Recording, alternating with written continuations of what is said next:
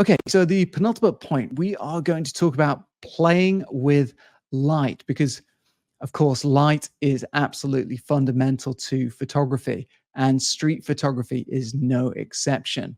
Playing with light is one of the best ways that you can make your photographs more interesting and dynamic. Now, there are obviously many different times of the day that you can use light, and different times of the day provide us with different opportunities to make different types of pictures.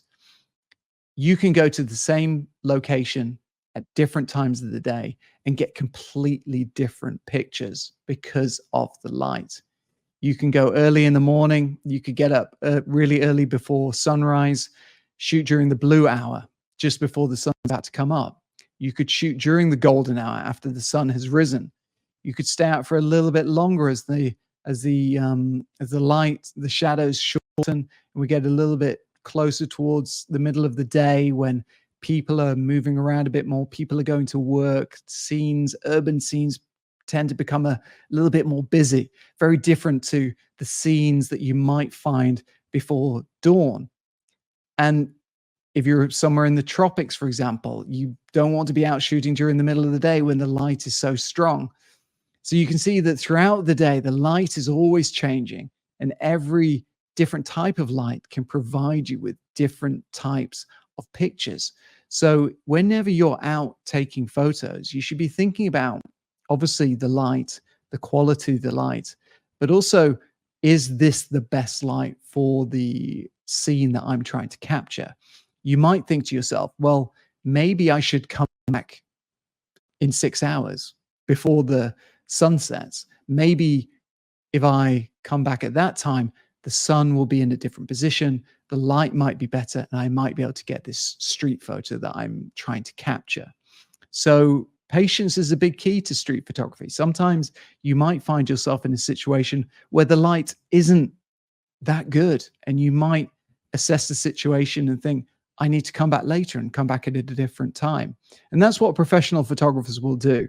I will often go to some scenes and find that I need to go back multiple times during multiple different days to get that picture that I want. Perhaps I go there and I've got the great light, but I don't capture the moment, and vice versa. But I'll keep going back until I get that picture. In this image that I took in Venice, in Italy, you can see that we're shooting during the golden hour, the classic golden hour. If you've been watching some of my YouTube videos, you'll have seen that I did a specific one video about how to shoot during the golden hour.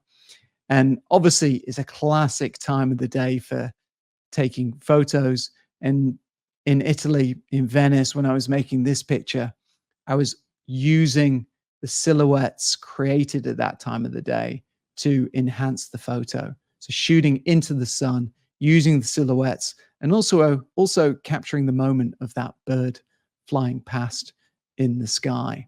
So even though the golden hour is often talked about and perhaps over photographed time of the day, it's still very, very important. And there's many ways in which you can still make unique photos during like the golden hour. In this photo that I made in Shanghai, in China, you can see we're early in the morning. A lot of the older people tend to go down to this famous part of the Bund area in central Shanghai, doing their exercises, flying kites. So it's really important to think about the location where you are. Every city, every community in the world is a little bit different at different times of the day. So you might be in a community where the community is going to come alive at a certain time of the day. So you need to plan your day around both the activities of the people in the communities where you're visiting, but also the light. And can you combine those two? Can you get lucky where you know that the lighting is going to be good at the same time that people are going to be doing interesting things, perhaps in front of interesting things that you want to photograph, like the iconic Bund skyline in Shanghai. If you can get those things combined, then you can hopefully make interesting pictures. But remember, street photography can be done at all times of the day. Night is no exception. This image taken in Lisbon in Portugal was taken in a restaurant in one of the local streets in Lisbon. And even though there's not much light in this particular scene, you can still use the light that you have available in nighttime scenes to make more interesting compositions. They're a little bit more compelling and interesting for your viewers to look at. So utilize all different types of lighting, whether it's the classic golden hour or whether you found something a little bit different in terms of the lighting. Like in this image that I took again during the Diwali celebrations in London, where we had this strange kind of lighting. This was taken at nighttime, but there was lighting from floodlights and from large TVs on Trafalgar Square. And I was also using a flash, small flash, off-camera flash on my camera. And so a combination of these all created this interesting lighting condition. And as these people were paying attention to the Diwali celebrations, they didn't really notice me as I was taking pictures. There were lots of lights, lots of flashes happening anyway. And I was taking pictures, trying to make something kind of unique and interesting. And I managed to capture this quite unique little picture of the people watching the celebrations, capturing these different expressions and different moments. And it's the diagonal composition of the line of faces just makes for a really interesting moment. But again, it's about the lighting, it's about the composition, and it's about the moment. And so it's always about a combination of those three. So top tips for playing with light. Make sure you give yourself the best chance to photograph during the quote unquote good light. You know, all light is good really. It just depends on the way that you use it. But by good light, I mean getting up early, getting ready for the golden hour, avoiding the really harsh sunlight in the very middle of the day, just making sure that you're shooting during times where if you're shooting using natural light, you're giving yourself the best chance of shooting in times of the day when you have good quality light. And that might mean getting up early for the golden hour or staying out late in the afternoon, you know, when everyone's going home, make sure that you're shooting late afternoon when the light is nice. But like I said, street photography can be done at any time of the day. So always think about the different type of lighting conditions and how you might be able to use them at different times of the day in those same situations, because light is always changing. And final point, look out for how you can combine the good lighting situation with those moments. So like I mentioned in the Shanghai photo, do your research on local people, on local communities, on local activities, and see if they coincide and see if you can capture good moments, interesting, unique moments, combine those with good lighting and good composition, and then you are onto something special in your photography. All right, let's go into your comments and questions. Let's see if we got any new ones that have come in. Just gonna have a drink here.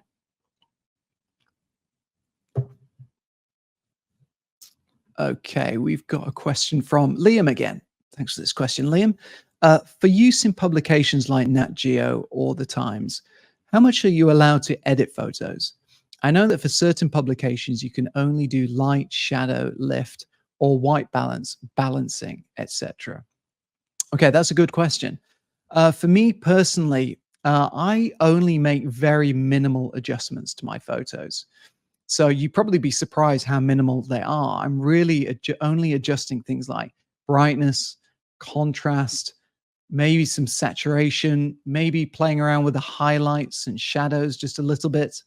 Um, that's really it. And I might do a little bit of cropping from time to time on a photo, but again, the cropping is really to a minimum. And that's really because I was kind of brought up in an old school photojournalism ethos where you shouldn't really manipulate your photos too much. You shouldn't enhance them too much. And you certainly shouldn't add anything to your photographs or take anything out of your photographs, which is sadly relatively easy to do these days with Photoshop and the like. Um, in terms of editing, and definitely within the editorial world, okay, we're talking about this from a photojournalism perspective, editorial, newspaper, magazine perspective. Um, it's still minimal editing. Of course, some editing is allowed. You know, we shoot raw files, which tend to come out quite flat.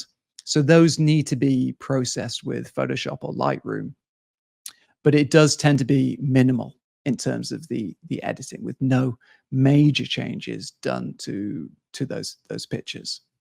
But obviously, other types of photography, you have lots more freedom. But in the world of photojournalism, journalism, everything is really kept to as a minimum as possible in terms of altering or changing the colors and tones, etc.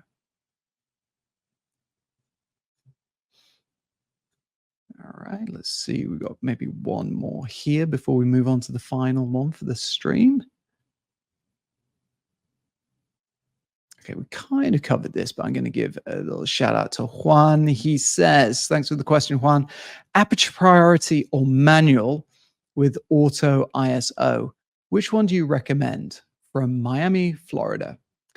Okay, Miami, Florida. I'm sure you can get some good pictures there. That's a place I've always wanted to go to. um, perhaps to do something about all the flooding that you get in Miami, climate change. But that's for another stream. That's for another topic. Aperture priority or manual. I mentioned before, I quite like shooting on aperture priority. Um, Again, because I don't really think it matters too much. I think if you are manual and you're thinking about your aperture, you're thinking about your shutter speed, you're thinking about your ISO. If you're thinking about all those things, I find it to be distracting in terms of taking you away from really concentrating on what's important. What's important? The photo. Now, like I mentioned before, of course, you need to understand all the technical aspects of how your camera works. But what I like to do is when I get myself into a situation, I like to think, okay, let's set up my ISO, my aperture, shutter speed first. So I might have it on aperture priority because, like I mentioned, I prefer to use aperture priority. So I might, okay, let's put it on f8. What shutter speed does that give me? Okay, that's fast enough shutter speed that I know I'm going to get some sharp images, even if people are moving. Okay, my ISO is high enough. If it's a nice, bright, sunny day, it might be ISO 100 to 200. If it's a little bit overcast, I might be about 400, 800. If it's evening, I might be at 1600 or 3200. So, you know, I've been photographing so long that I kind of know immediately when I go into a situation and a lighting situation, what general settings I can have on my camera to get the kind of pictures that I want. So when I'm in that situation, I'll get my settings all set up, and then I don't really look at them again unless I'm really not getting the picture that I want. But generally, I'll be close enough with my settings that I'll set them up, camera's ready, and then I can focus on what's really important, which is looking for that moment, looking for that picture that I'm trying to capture. Now, of course, as I'm taking photos, I might, okay, let's take the shutter speed down a little bit. Maybe we want a bit of motion in the picture. Maybe I want a bit more depth of field. I might change the aperture. Excuse me, but I'm just making little changes in the moments and then getting back to looking for those moments, thinking about the composition, thinking about playing with the light, because all of those things are the really important things that go into making the picture. I hope that answers your question, Juan. Thanks again. Okay, and we had one question from YouTube in the comments. And then this is from Gabrielle.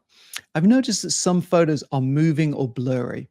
I usually delete them, even if it was an interesting photo. Why did you keep them and even present them? Okay. Well, yeah, sometimes my images might be blurry, um, or things are moving within the frame. Often that is done for creative effect. So often you might be able to blur things within your frame to create a more dynamic feeling in your photos or dynamic feeling overall for the subject matter. So you can actually use blur and you can use movement to create feeling in your photograph. So sometimes you might maybe slow the shutter speed down to blur things within your frame. You might be shooting a nighttime scene where you've got cars passing with the headlights and you use a slow shutter speed to show that blurring of the lights. You might try a pan, maybe a horse is running past you and you take a picture with a slow shutter speed and you pan the camera with it and you blur the action but capture the horse a little bit more sharp, and that creates this feeling of motion and dynamism, and it makes it more interesting for your viewer. So just because your photograph is a little bit blurry or there's movement in there, it doesn't mean you have to delete it or throw it away.